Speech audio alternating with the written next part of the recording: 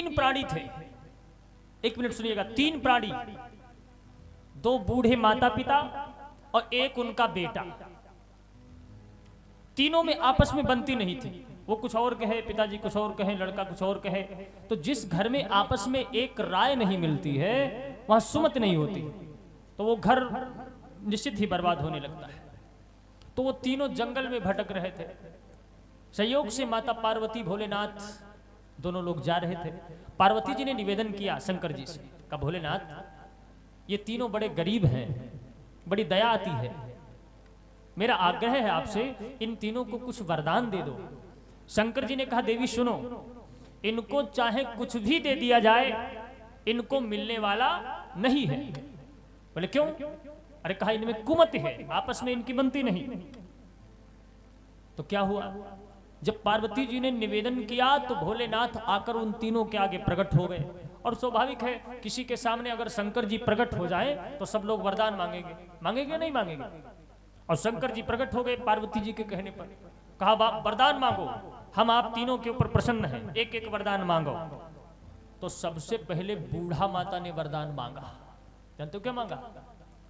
सोच रही का मांग ली, जल्दी मांग ली, ऐसा ना हो फिर शंकर जी गायब हो जाए। कहा सुनो भोलेनाथ आपसे यही वरदान मांग रही हूं कि हम जो बूढ़े हो गए ना 80 वर्ष के, अब फिर से हम 18-20 वर्ष के युवा हो जाए। बूढ़ी माता ने यही वरदान मांगा। शंकर जी ने कहा तथास्तु। भोलेनाथ ने वरदान दिया, तुरंत बूढ़ी माता 80 वर्ष की थी और वो हो गई 20 वर्ष की। अब बूढ़ी माता जी तो वो 20 वर्ष की हो गई, वो बूढ़ी थोड़ी रही।